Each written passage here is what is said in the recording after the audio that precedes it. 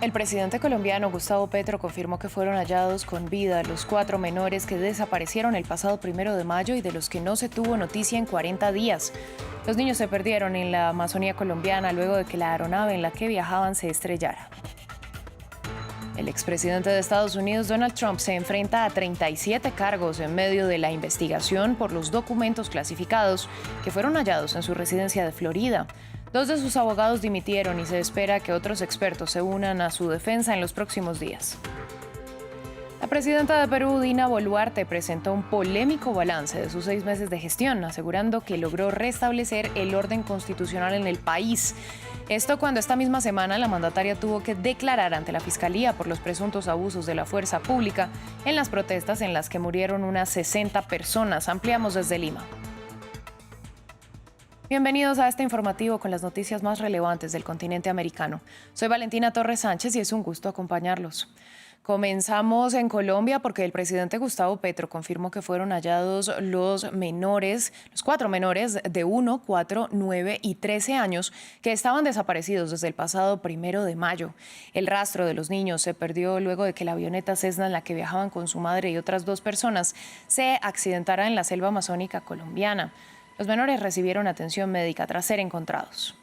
Bueno, hoy hemos tenido un día mágico, que indudablemente llena de alegrías acercarnos y tocar la paz en el acuerdo que avanza con el ELN.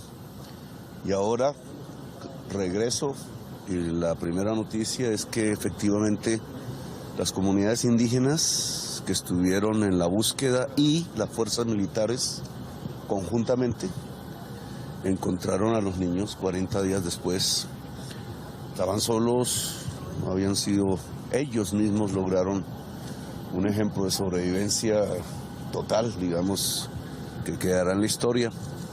Así que esos niños son hoy los niños de La Paz y los niños de Colombia. Seguimos hablando de Colombia, pero vamos a Cuba, donde el viernes finalizó el tercer ciclo de conversaciones entre el Estado colombiano y la guerrilla del Ejército de Liberación Nacional. Un encuentro que dejó como principal resultado un acuerdo de cese del fuego a partir del 3 de agosto y que estará vigente según lo previsto durante 180 días. El pacto tiene una particularidad y es que habrá una etapa de pedagogía previo a su implementación. Además, no contempla, según uno de los comandantes de la guerrilla, la suspensión de secuestros y extorsiones de ese grupo delincuencial. Rafael Pérez tiene los detalles.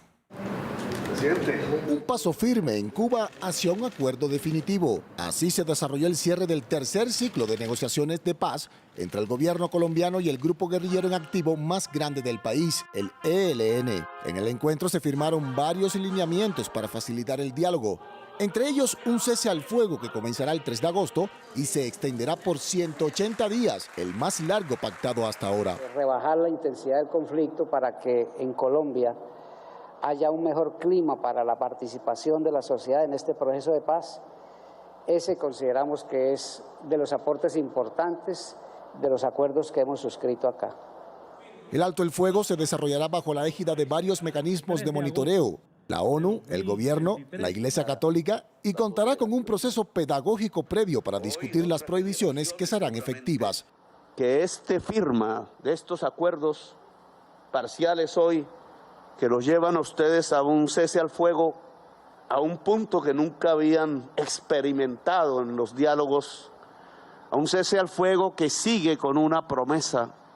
El 25 de mayo, en mayo del 2025, cesa definitivamente la guerra de décadas entre el ELN y el Estado de Colombia. Naciones Unidas reaccionó al acuerdo de cese el fuego. La ONU lo calificó como un paso importante que da esperanza al pueblo colombiano. La cuarta ronda de diálogos tendrá lugar en Venezuela entre el 14 de agosto y el 4 de septiembre. Vamos a Estados Unidos, donde el expresidente y precandidato presidencial por el Partido Republicano, Donald Trump, fue imputado con 37 cargos por el Departamento de Justicia. El motivo es la presunta violación a numerosas leyes relativas a la seguridad nacional, después de que en agosto de 2022 el FBI encontrara más de 100 documentos clasificados en la residencia del expresidente en Mar-a-Lago. Trump ha reafirmado en varias ocasiones su inocencia y ha descrito el proceso legal como una cacería de brujas ligada al Partido Demócrata. El informe es de Max Pérez Gallardo.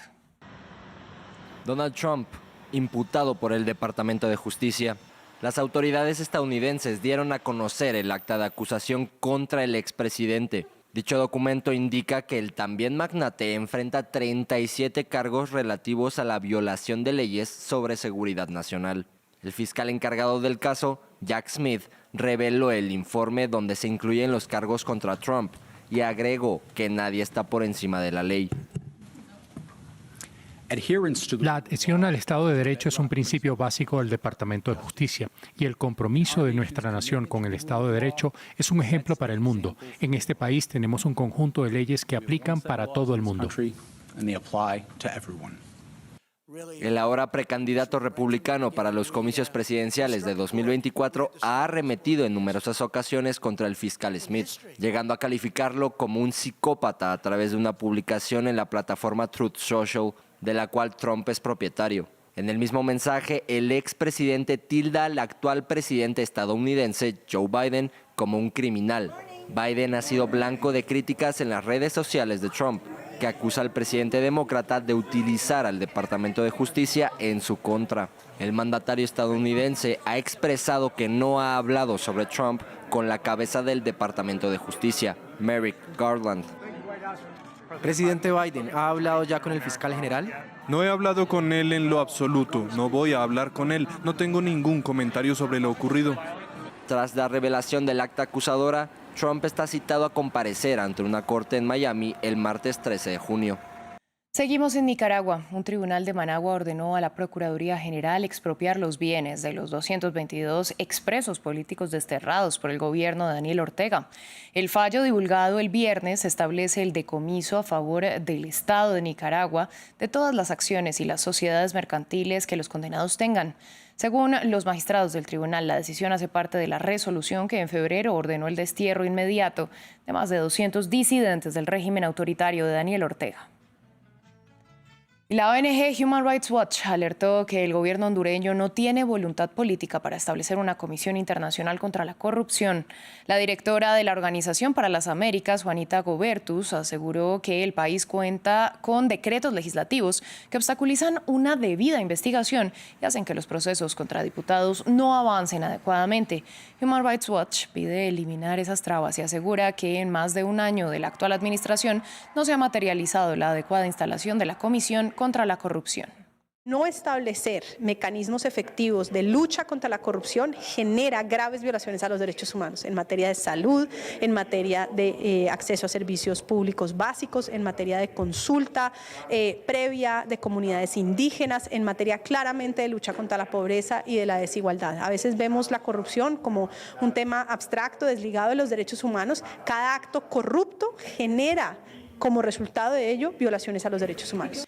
Y en Perú, la presidenta Dina Boluarte hizo un balance de sus 6 meses frente al gobierno y aseguró que en este tiempo ha logrado, entre otros puntos, preservar el orden democrático del país. Recordemos que esta semana Boluarte testificó ante la Fiscalía dentro de la investigación por la muerte de cerca de 60 personas en medio del estallido social tras la captura de Pedro Castillo.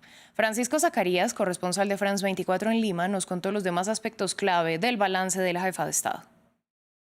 La presidenta Dina Boluarte dijo que su gestión ha avanzado en garantizar el orden democrático, recuperar la estabilidad y también en enfocar la atención a las necesidades más urgentes.